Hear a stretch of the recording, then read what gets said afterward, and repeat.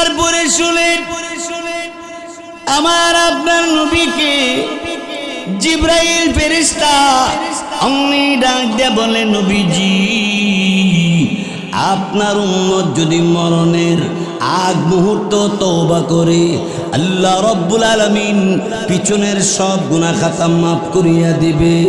আল্লাহ রসুল চোখের পানি ছেড়ে ছেড়ে তখন আল্লাহকে ডাক দিয়ে বললেন, আল্লাহ আমার উম্মতে মরণের আগ মুহূর্তে যদি তওবা করে পেছন নারায় তাকবীর দেয়, নারায় তাকবীর, নারায় তাকবীর। আমার শ্রদ্ধাভাজন আমাদের ব্রাহ্মণবাড়িয়ার গৌরব অষ্টগ্রামের সুসন্তান আমাদের মাতার তাজ, আমার মাতার তাজ আল্লামা জুনাইদ আল হাবিবি সাহেব দামাত বরকাতুহুম, তিনি আমাদের মাঝে তশরিফ এনেছেন। জনের সব গুনাহ মাফ করে দিবেন আল্লাহ তাআলা। আমার উম্মতের জন্য আল্লাহ তাআলা আপনি জাহান্নাম থেকে মুক্তি দিছেননি, আমার উম্মতকে জান্নাত দিবেননি। আল্লাহ রব্বুল আলামিন অমনি তখন ডাক দিয়ে বললেন, হাবিব, এই আমার হাবিব গো, উম্মতের জন্য এইভাবে এতভাবে কান্না করতে করতে আমার কাছে বারবার করে উম্মতের দরখাস্ত করেন, জান আমি আল্লাহ আপনার সাথে কথা দিলাম, আপনাকে জিজ্ঞাসা না করে একটা উম্মত আমি জাহান্নামে ছাড়ব না। আরো জোরে বলি সুবহানাল্লাহ। সেই নবীর আদর্শকে আমাদের গ্রহণ করার দরকার আছে কিনা জোরে কর।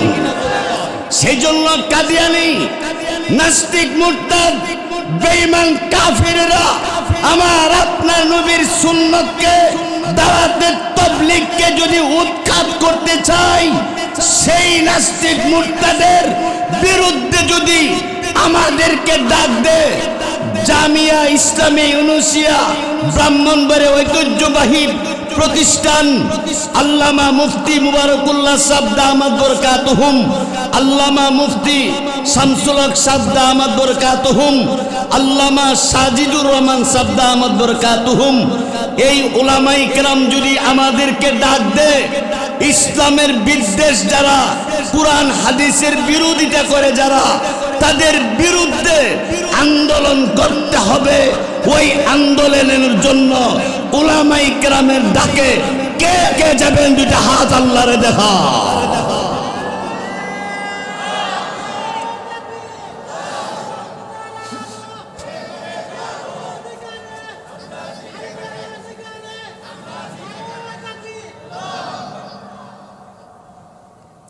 আমার ভাইয়েরা, বন্ধুরা আমার,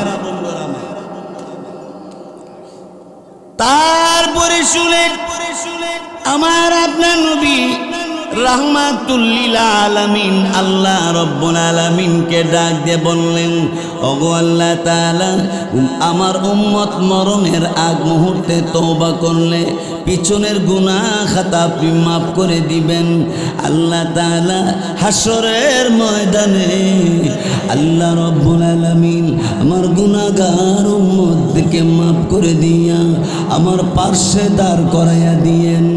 আমার নবী চোখের পানি ছেড়ে ছেড়ে কান্দে আর বলে, হাসরের ময়দানে আল্লাহ রব্বুল আলামিন সূর্যের তাপমাত্রা বাড়ায় দেওয়া হবে, ওই তাপমাত্রা আমার উম্মতে সইতে পারবে না, আর সে আজিমে নিচে ছায়া দিয়ে দিয়েন।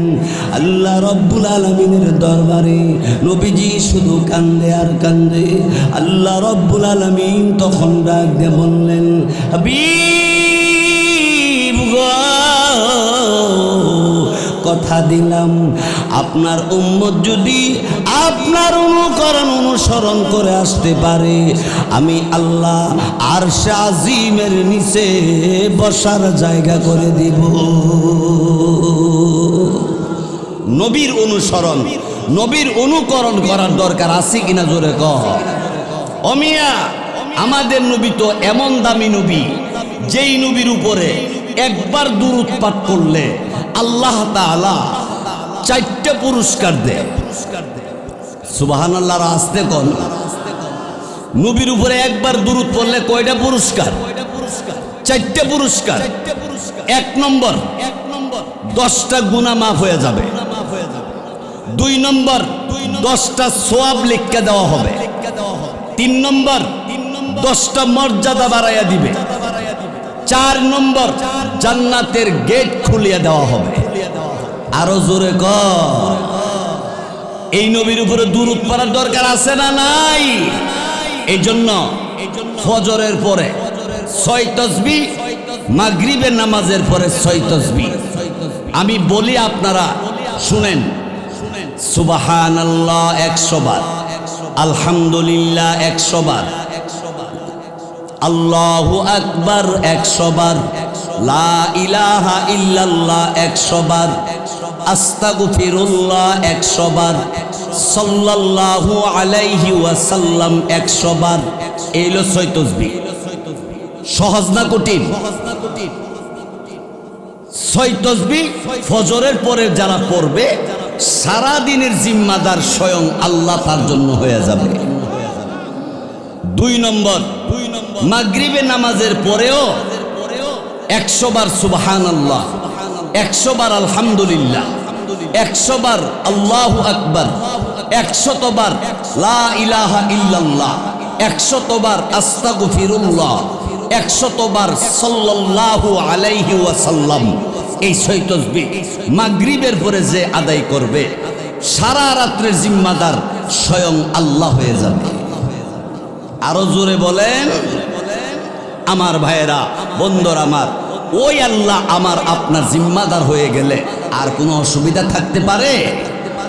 নমরুদ আল্লাহ দাবি করলো, নাউজুবিল্লাহ বলেন। নমরুদ আল্লাহ দাবি করে গুদির মধ্যে কাতইয়া শুয়ে রইছে।